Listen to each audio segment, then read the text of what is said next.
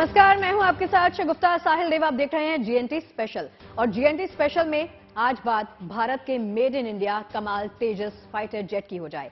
हमारे तेजस की उड़ान अब और भी ताकतवर होने जा रही है क्योंकि बेंगलुरु में तेजस की उड़ान को ताकतवर बनाने के लिए पीटीओ यानी पावर टेक ऑफ शाफ्ट का सफल परीक्षण किया गया।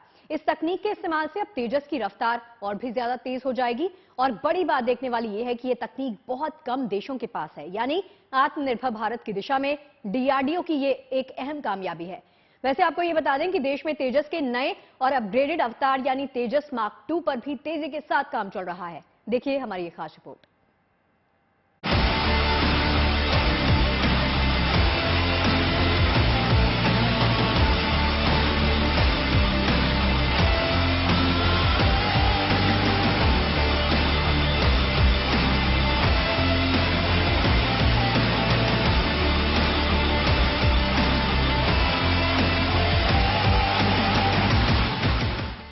तेजस की ताकतवर उड़ान की ये सबसे ताजा तस्वीर है।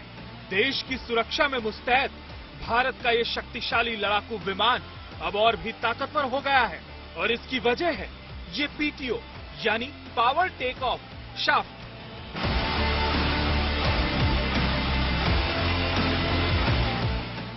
बेंगलुरु में फाइटर जेट तेजस पर पहली बार पावर टेक ऑफ शाफ्ट का सफल परीक्षण किया गया।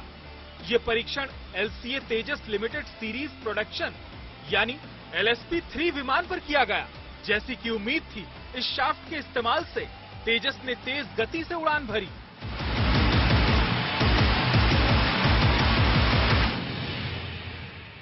डीआरडीओ ने पहली बार आत्मनिर्भर भारत के तहत भारत में बने लाइट कॉम्बैट एयरक्राफ्ट तेजस में एक पीटीओ शाफ्ट यानी पावर टेक ऑफ शाफ्ट, जो कि हमारे ही साइंटिस्ट और इंजीनियर्स ने एक पेटेंट के तहत भारत में बनाया है, उसका प्रयोग किया है।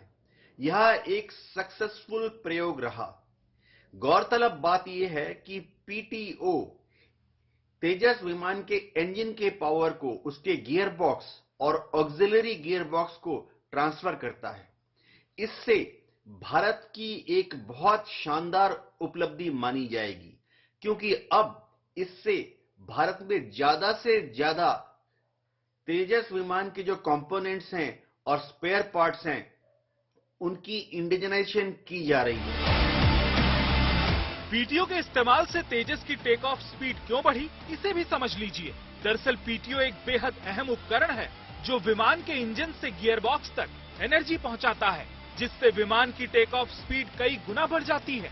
इससे हर तरह के हालात में इंजन के रोटेट करने की स्पीड भी काफी बढ़ जाती है।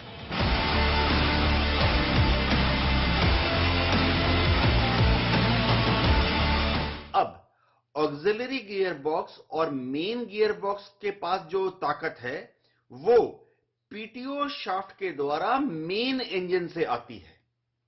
यानी पीटीओ शाफ्ट किसी भी फाइटर विमान के इंजन का एक बहुत ही महत्वपूर्ण हिस्सा होता है।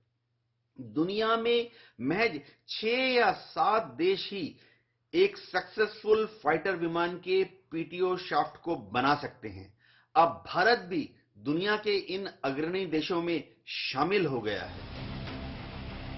चेन्नई में मौजूद डीआरडीओ के combat vehicle research and development establishment ने पीटीओ शाफ्ट को स्वदेशी रूप से डिजाइन और विकसित किया है। बड़ी बात यह भी है कि यह तकनीक बहुत कम देशों के पास है, लिहाजा रक्षा क्षेत्र में आत्मनिर्भर भारत की दिशा में कदम बढ़ाते डीआरडीओ की ये उपलब्धि काफी खास है। रक्षा मंत्रालय ने ट्वीट कर कहा कि इस सफल परीक्षण के साथ डीआरडीओ ने जटिल हाई स्पीड रोटर तकनीक को साकार करके एक बड़ी तकनीकी उपलब्धि हासिल की है जो केवल कुछ देशों के पास है। पूरी दुनिया तेजस की ताकत की दीवानी है। कई देश इसे खरीदने में दिलचस्पी दिखा चुके हैं। जानकारी के मुताबिक मलेशिया समेत कुछ देशों के साथ भारत ने तेजस मार्क 1 को बेचने के लिए करार भी किया है।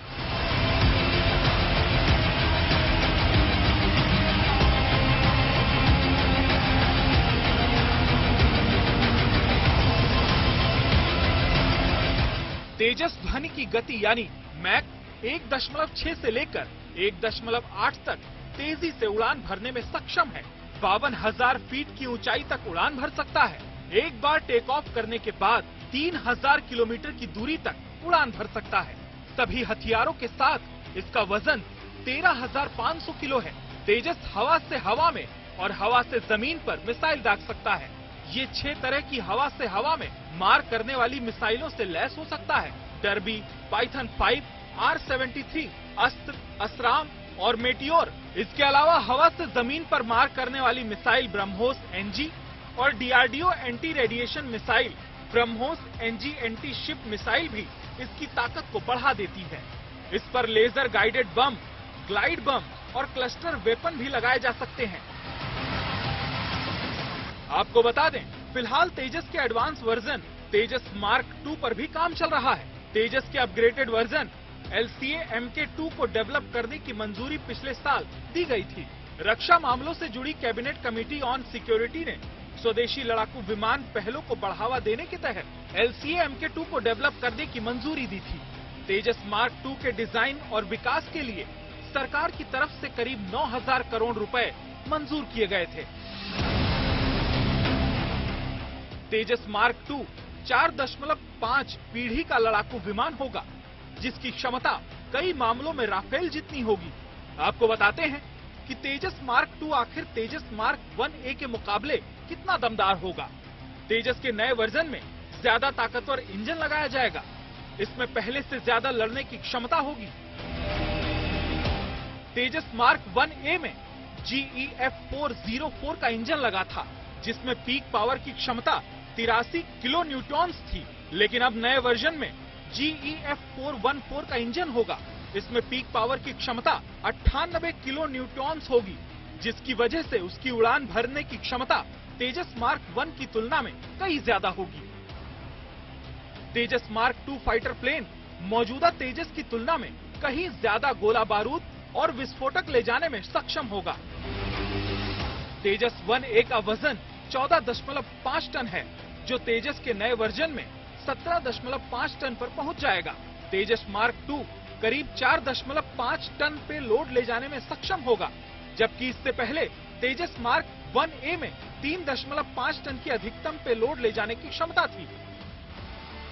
नया फाइटर स्वदेशी एक्टिव इलेक्ट्रॉनिकल स्कैन एरे यानी AESA रडार से भी लैस होगा, जो लो ऑब्जर्वेशन टारगेट को पहचानने में मदद करता है। बीते सालों में तेजस एयर कॉम्बैट और ऑफेंसिव एयर सपोर्ट के लिए एक शक्तिशाली फाइटर जेट के तौर पर उभरा है, जो टोही और एंटी शिप ऑपरेशन में अपनी अहम भूमिका निभाने की ताकत रखता है। फिलहाल तेजस को और घातक बनाने के लिए इसे ब्रह्मोस NG मिसाइल से लैस करने की तैयारी चल रही है। तेजस को ब्रह्मोस NG से लैस करने से एयरक्राफ्ट की अटैकिंग पावर में इजाफा हो जाएगा। जाहिर है कि इन सारी खूबियों की वजह से युद्ध के मैदान में दुश्मनों को निस्त नाबूद करने की ताकत तेजस के नए वर्जन में पहले से कई ज्यादा होगी। तेजस Mk2 के 2024 में पहली उड़ान लेने की संभावना है। माना जा रहा है कि 2028 तक भारत का ये लड़ाकू विमान वायुसेना में शामिल होगा। इसके बाद ये एयरक्राफ्ट वायुसेना के लिए एक और घातक हथियार बन जाएगा। फिलहाल तेजस के पावर टेक ऑफ शाफ्ट का पहला सफल परीक्षण इस दिशा में एक उम्मीद भरा कदम है। Bureau report, good news today. और एयर डिफेंस के क्षेत्र में देखिए, तेजस की ताकत बढ़ाने के साथ साथ भारत ने एक और बड़ी कामयाबी हासिल कर ली है। ओडिशा के चांदीपुर टेस्ट रेंज से DRDO ने very short range air defence missile का सफल परीक्षण किया। DRDO ने एक-एक कर 2 मिसाइलें दागी, जो आसमान में अपने टारगेट को ध्वस्त करने में कामयाब रही। ये परीक्षण भारत के एयर डिफेंस सिस्टम के लिए मील का पत्थर साबित होने वाला है।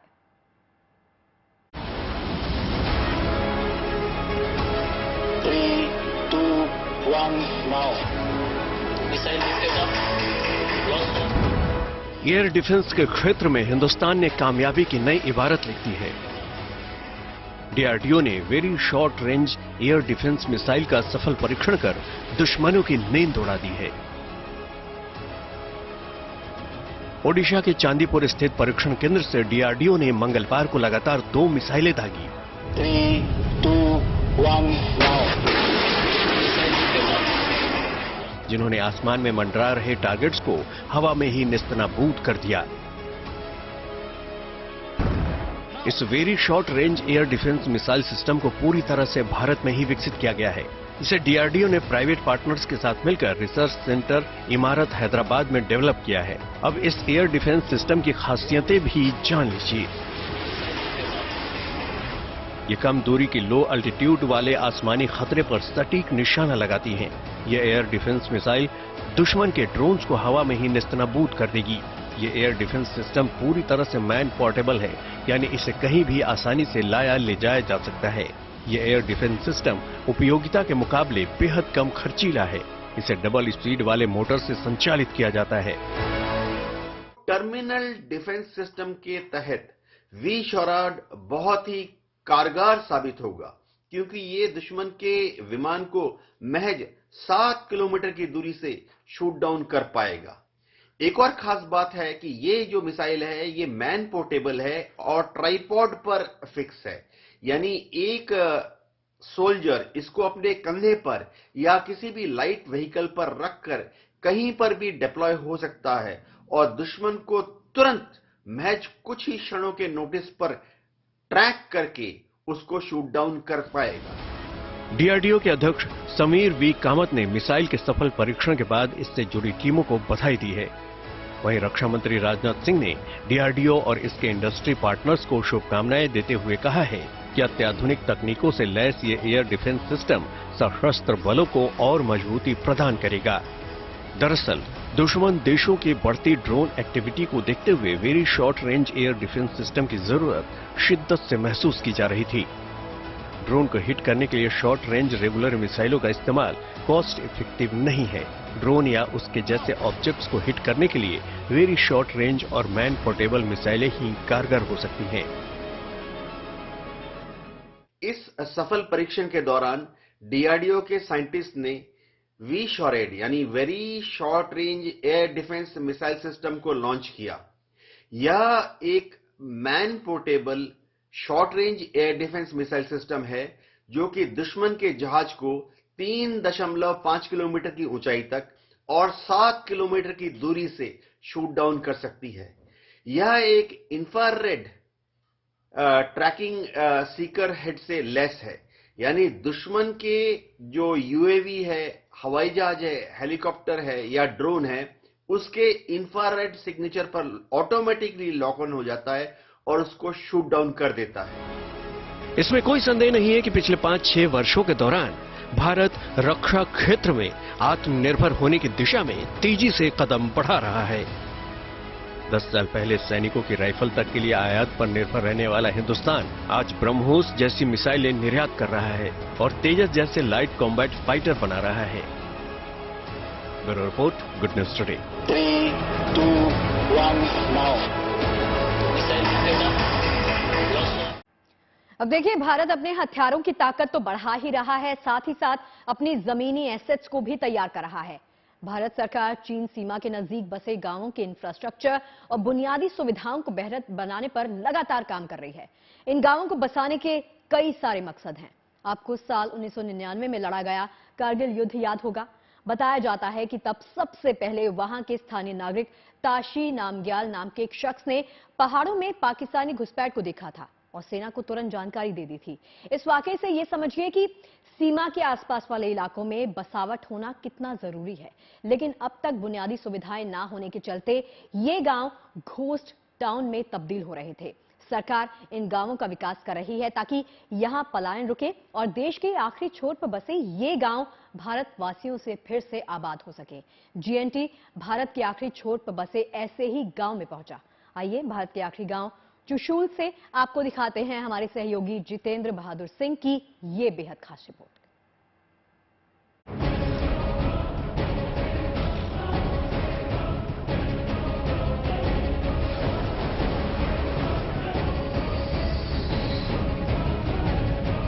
जमीन से आसमान तक हिंदुस्तान हर मोर्चे पर अपनी ताकत को लगातार बढ़ा रहा है। दुनिया के सबसे आधुनिक हथियारों को अपने आयुध भंडार में शामिल करने के साथ साथ भारत जमीन पर अपनी सामरिक रणनीति को ग्राउंड वर्क के जरिए मजबूत कर रहा है।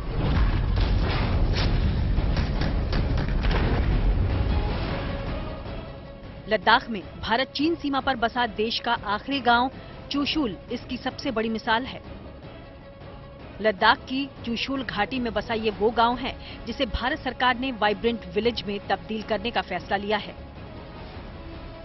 आज गुड न्यूज टुडे आपको सीधे चुशूल लेकर आया है।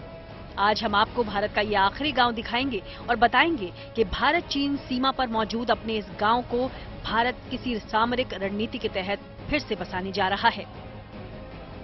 मैं इस वक्त चुशूल गांव में मौजूद हूं, जो कि भारत चीन सरहद का एक अंतिम गांव है और इसको वाइब्रेंट विलेज भी सरकार की तरफ से घोषित कर दिया गया है।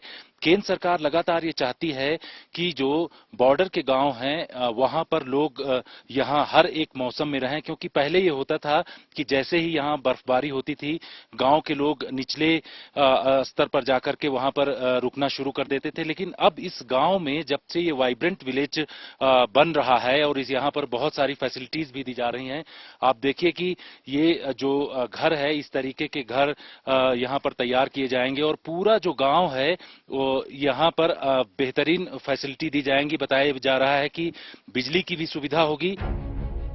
हाल के सालों में ये देखा गया है कि चीन ने LAC के नजदीक कई सारे गांव बसाए हैं। सिर्फ इतना ही नहीं बल्कि उसने सड़कों के जाल को भी मजबूत किया है। ये सीमावर्ती गांव चीनी सेना को बेहद कम समय में सैनिकों और हथियारों को एक जगह से दूसरी जगह करने में मदद करने का काम करते हैं। चीन की इन्हीं हरकतों के जवाब में भारत ने भी अपनी तैयारी शुरू कर दी है। भारत सरकार का वाइब्रेंट विलेज प्रोग्राम उसी तैयारी की वानगी है। चीन की सीमा के साथ सटे भारत के गांवों में बुनियादी ढांचे में सुधार के लिए इस वाइब्रेंट विलेज प्रोग्राम की शुरुआत की गई। इस प्रोग्राम के तहत लद्दाख, हिमाचल प्रदेश, उत्तराखंड, सिक्किम और अरुणाचल प्रदेश के कुल 19 जिलों के 2966 गांवों में सड़क और अन्य इंफ्रास्ट्रक्चर को मजबूत किया जाएगा। इसके अलावा ये कार्यक्रम बॉर्डर एरिया डेवलपमेंट प्रोग्राम से अलग होगा और केंद्र सरकार इसका खर्च उठाएगी। सबसे पहले चरण में इस योजना के तहत 662 गांवों को चुना गया है। योजना के तहत इन इलाकों में पर्यटन केंद्रों का भी निर्माण किया जाएगा। इसके अलावा इन गांवों में मौसम के अनुकूल सड़क, पीने का पानी, 24 घंटे बिजली और मोबाइल इंटरनेट कनेक्टिविटी को बेहतर बनाया जाएगा। दूरदर्शन और शिक्षा से जुड़े चैनल्स भी यहां उपलब्ध करवाए जाएंगे। कुल मिलाकर इन गांवों में वो तमाम सुविधाएं पहुंचाने की कवायद हो रही है जिनसे लोगों को यहां सेटल होने में मदद मिले और इन क्षेत्रों से पलायन रुके। इस वक्त मैं मौजूद हूं लाइन ऑफ एक्चुअल कंट्रोल से कुछ ही दूरी पर ये गांव मौजूद है। इन गांवों को बेहतर करने के लिए मोदी सरकार ने एक मेगा प्लान तैयार किया है। पहले ये गांव घोस्ट विलेज में तब्दील हो रहे थे, लेकिन इन गांवों को जीवंत बनाने के लिए सरकार ने बेहतर सुविधाएं देने का प्लान तैयार किया है। इन गांवों में 24 घंटे बिजली पानी की व्यवस्था दी जाएगी, तो वहीं दूसरी तरफ इन गांवों में जो बच्चे हैं उनको पढ़ने की सुविधा और स्कूल कॉलेज की व्यवस्था की जाएगी। बॉर्डर से जो पलायन एक तरीके से हो रहा था, उस पलायन को रोकने के लिए मोदी सरकार ने इस तरीके का प्लान तैयार किया है। सामरिक तौर पर ये गांव बहुत ही महत्वपूर्ण होते हैं क्योंकि एकदम सीमा के नजदीक हैं और यहां पर ये कहा जाता है, खुद पहले के मंत्रियों की तरफ से इस तरीके के बयान दिए गए हैं कि ये गांव स्ट्रेटेजिक एसेट्स होते हैं। कुछ समय पहले अमेरिका की रक्षा मंत्रालय ने एक रिपोर्ट में कहा था कि चीन ने भारत की सरहद के कई किलोमीटर के अंदर एक गांव बसा लिया है। यही कारण है कि भारत का भी सीमा के नजदीकी इलाकों के गांवों को बसाना बेहद जरूरी हो गया है। ये गांव बसते हैं तो सेना को जानकारी मिलने में मदद मिलती है। यूं भी लद्दाख के चुशूल गांव की लोकेशन इसे सामरिक तौर पर बेहद अहम बना देती है। पहाड़ियों से घिरा ये गांव ऐसी जगह पर मौजूद है जहां 1962 की जंग में चीन ने कहर बरपाया था।